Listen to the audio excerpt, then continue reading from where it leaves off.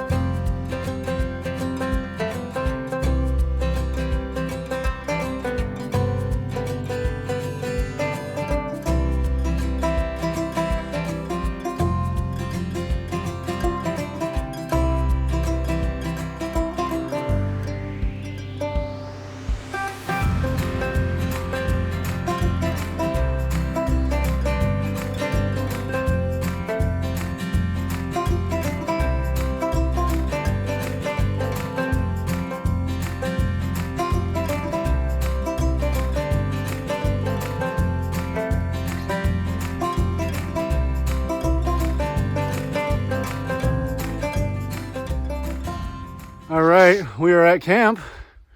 We are going to set up Sam's 12 by 12 hot tent right here on the ice. That is the actual legal way to set up a hot tent during winter camping in the Superior National Forest. So that's what we're going to do.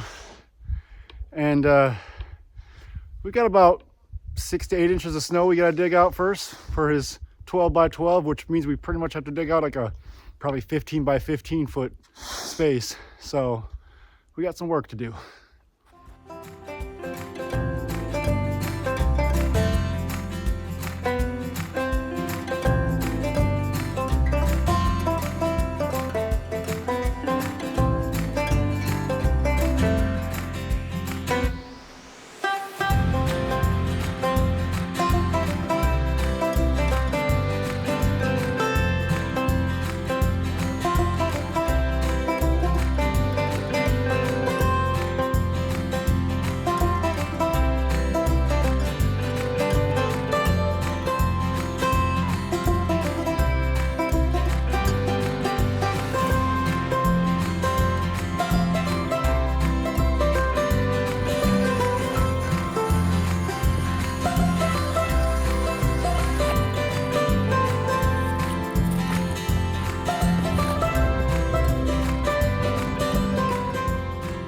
All right, there's our ice fishing hole all dug out. The ice seems to be about 8 to 10 inches thick, so plenty thick enough.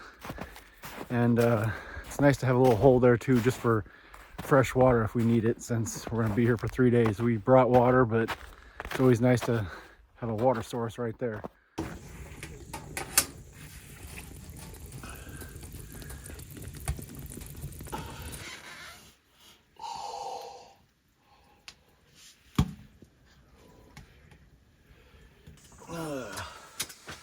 All right, Sam has been cooking up a storm tonight with his Coleman oven, and now he's got some peach cobbler, and I'm giving it the first taste test. The pizza we made was actually pretty good. It was a little burnt on the bottom, but the rest of it was great. But this peach, ooh, this looks hot. All right, here it is.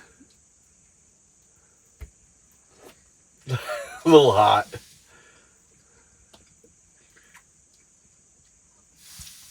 10 out of 10. I am not lying. That is good. You did a good job, man. Oh my god. That's probably the best peach cobbler I've ever had. It's that good. Yeah, the cobbler was from scratch, but the peaches were canned. But yeah, that was. Oh my god, dude, that turned out perfect. You gotta eat more than that, though. Oh, dude, I'm probably eat half this thing. Well, that's whole.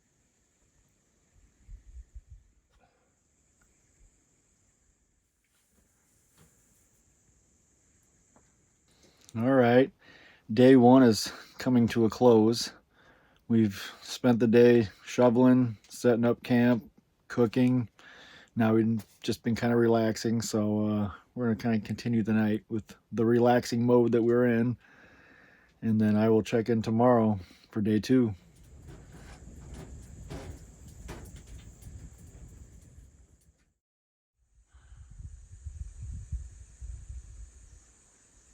All right, we are up. It is day 2. And what we discovered waking up overnight with the hot tent on the ice is, now it's like we're walking on a waterbed everywhere. So we're gonna figure this out today. We may move, we may not. We'll make that decision later. But I'll check back in a little bit later. It's breakfast time now.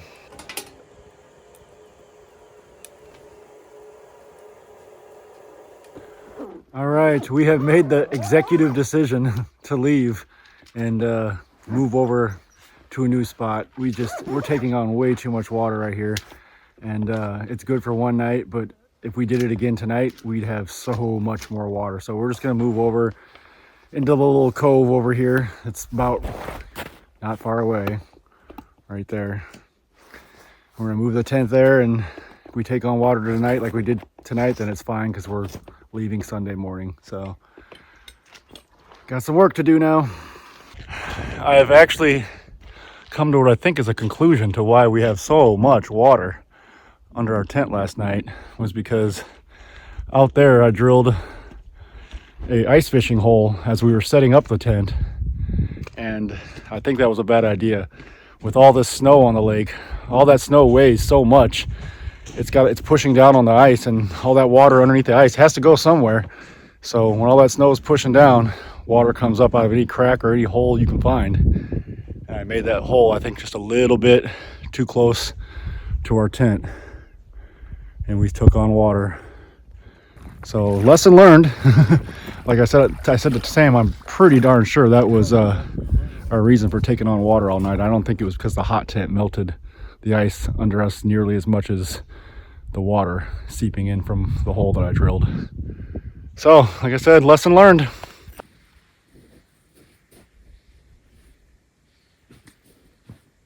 Need one more guy out.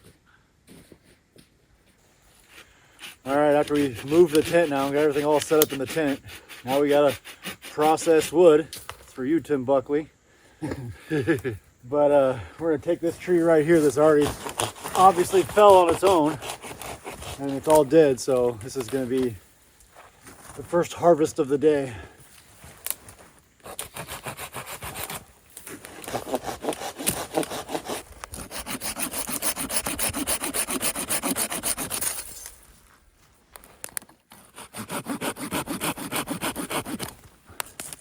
Push it all down there, and I'm gonna pull it back up. I know.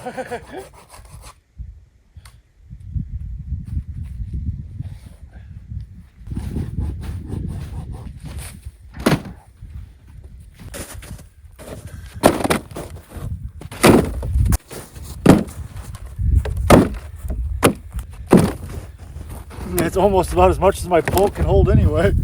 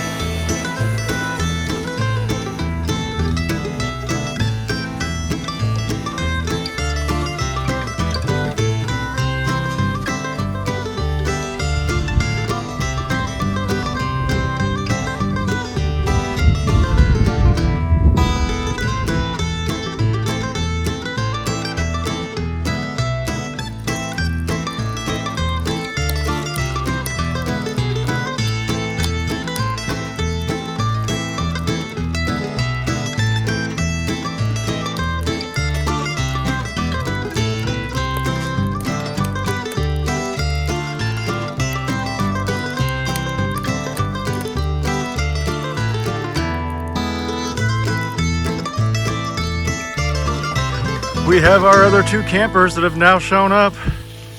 We got Ken, we got Steve coming for night 2. All right, this is where the boys are setting up the hammocks tonight. Just right up the hill from the tent. So, not bad at all. Nice little spot for the hammocks.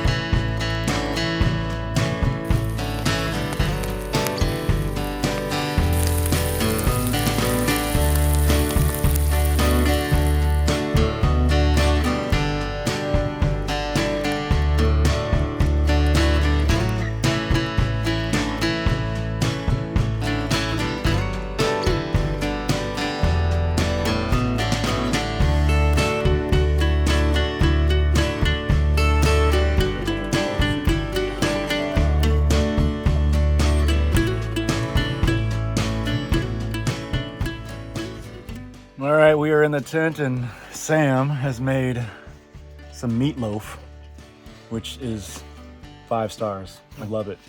So, not bad.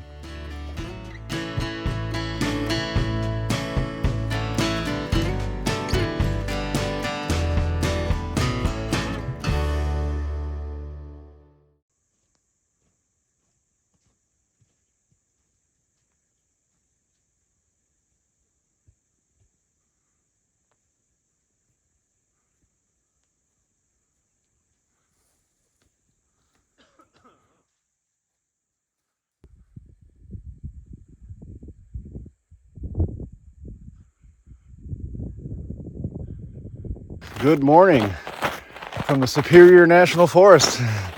Another beautiful night out in the woods. I kind of woke up early this morning, decided I didn't want to cook breakfast over Sam's super hot ass stove in that tent. So I decided to walk to my truck, grab my Coleman stove. I'm gonna cook on that comfortably. So today is the last day. We are gonna cook some breakfast, slowly pack things up, and then just get the hell on out of here.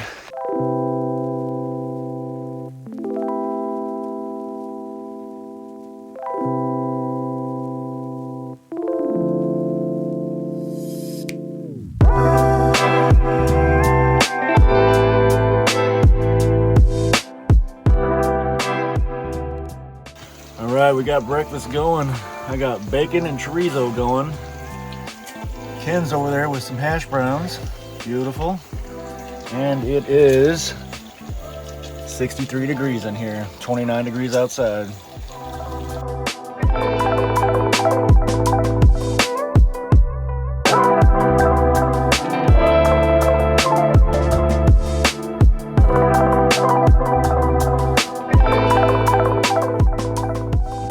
All right, we are packed up.